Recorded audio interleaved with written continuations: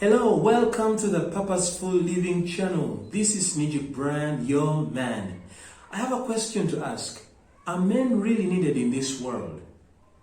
Do they have any use? Ladies, you could help me answer that. We are living in a world where the women have the ability to get excellent jobs, they have the ability to become leaders, they have the ability to become presidents. They have the ability to take care of their homes as single mothers. We see that you fairly seem to be doing well. Do you really need men in this world anymore? Or it's better, it's a world for the ladies and other creation? Well, I'm here to let you know that yes, men are very useful in this world. And in the beginning, God created man. God said, let's make man in our own image. And therefore, he formed an image out of the dust and breathed his spirit into that image, and it became a being. And the Bible goes on to tell us, he created man in his own image. He created them male and female. Now, the reason as to why God created man and put him in two houses and distinguished them from each other is he wanted each to serve a unique purpose. And therefore, he created different roles for each of those different houses. I'm calling them houses, the male house and the female house. Why did he do that? He had a specific purpose for the males and he had a specific purpose for the females. He created the males first.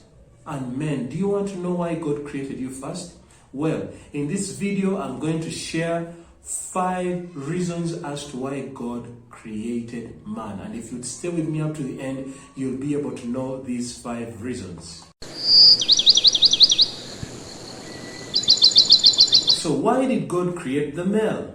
Number 1, to be a visionary and a leader. These are 2 words that have been put together in one statement, a visionary and a leader. It's very difficult to be a leader when you do not have a vision, when you cannot see beyond, when you can't see ahead. It's very difficult to be just a visionary and not a leader. Every visionary is a leader in one way or another. Intention here as a leader is to guide those who come after him in the ways of God, and those for whom male is responsible, or the male man is responsible for. It's important to understand this, that the reason a visionary and a leader is there is to guide those who come after him or who are under his responsibility, to lead them somewhere.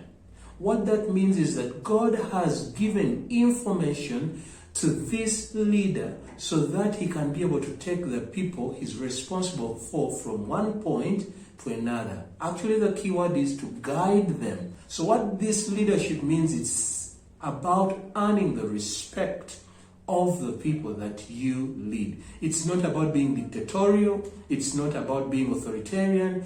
It is not about being a commander. You say, as I say, so it goes. No reasoning, no giving suggestions, no giving ideas. My suggestions are the best, I'll go on with them. That is not what God intended for the male to be when he called them to be a leader.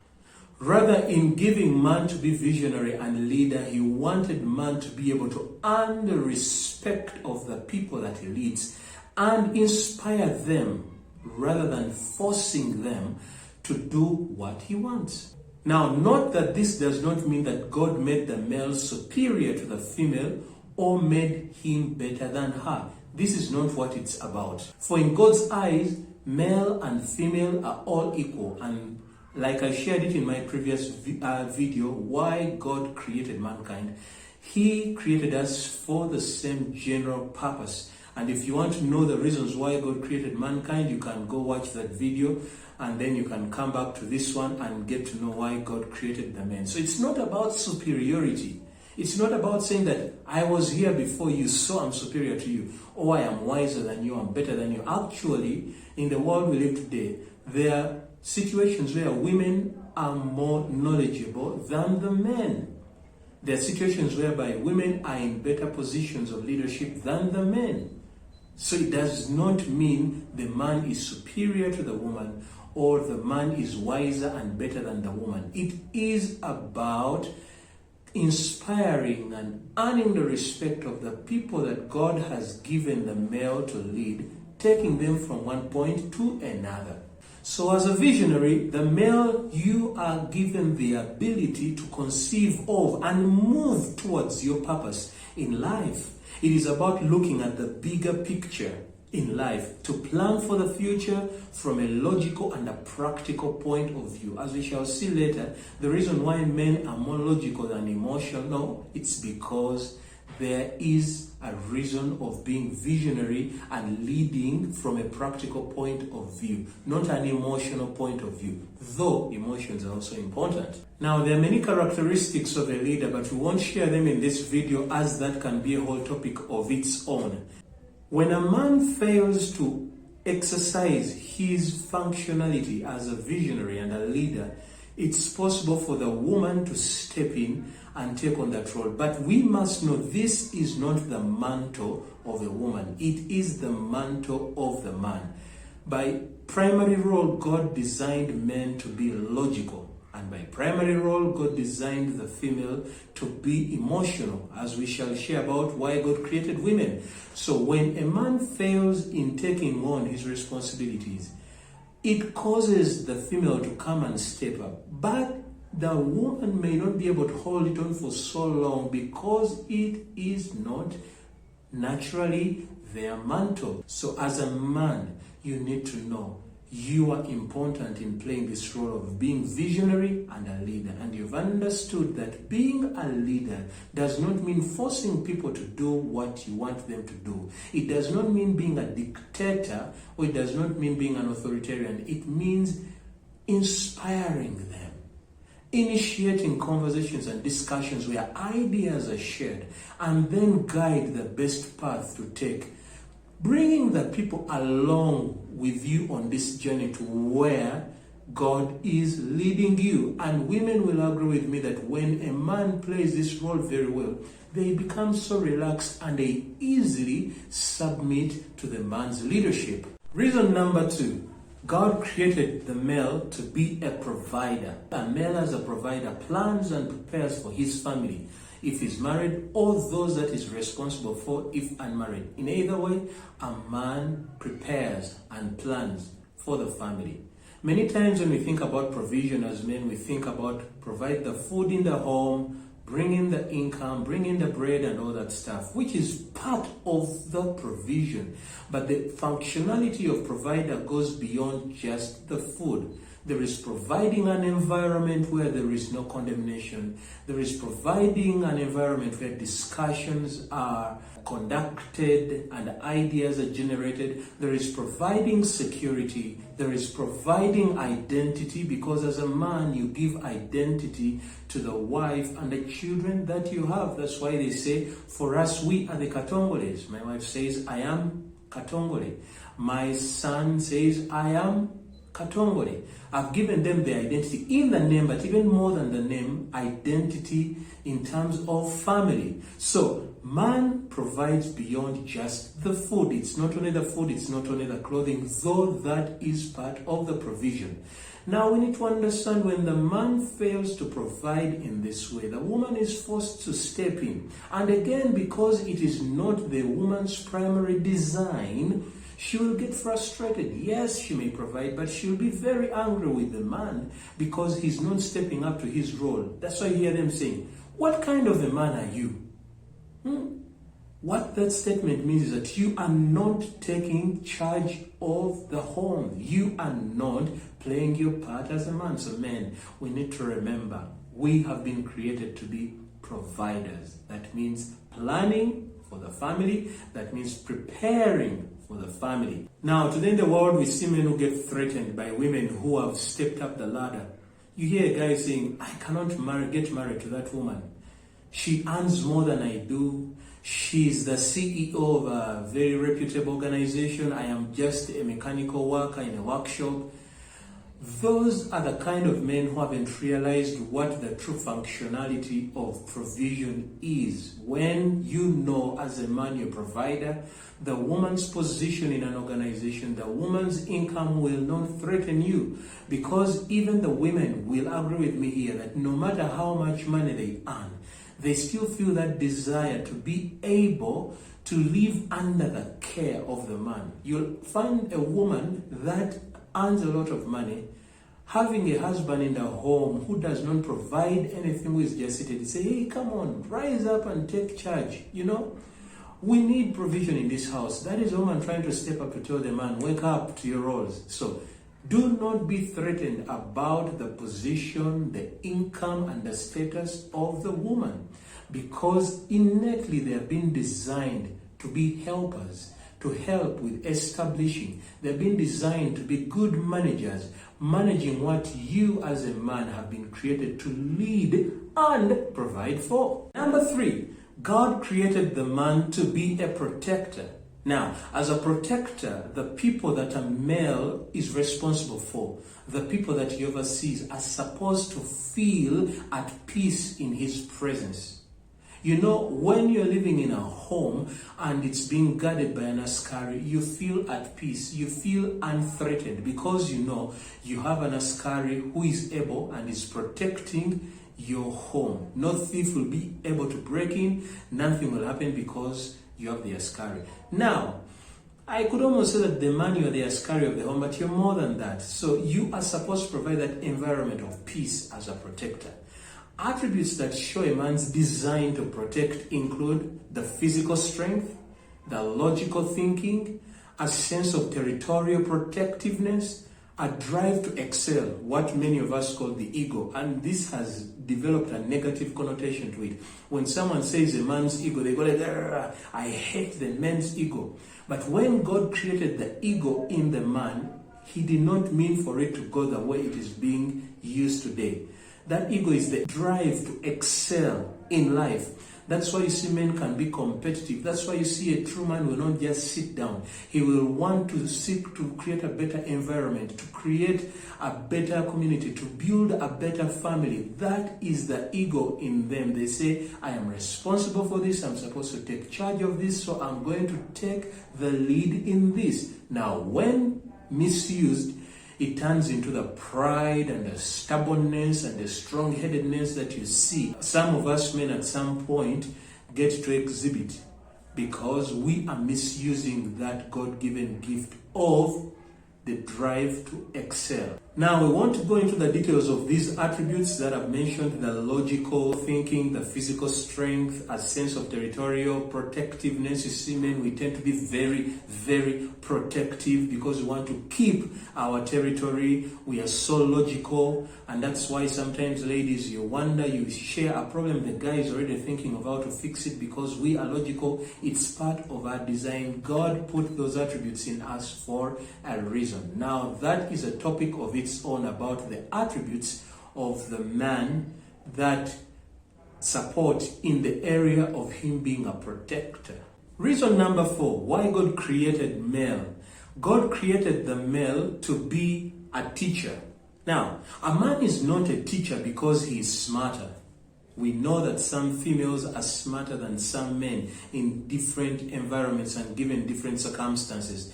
But because God gave the men the mantle of being a teacher, it's their primary role. It's in the nature of the man to teach. That's why we men are fond of telling others what to do and correcting them about everything. Women struggle with this. They don't like this. And you know why the women don't like this?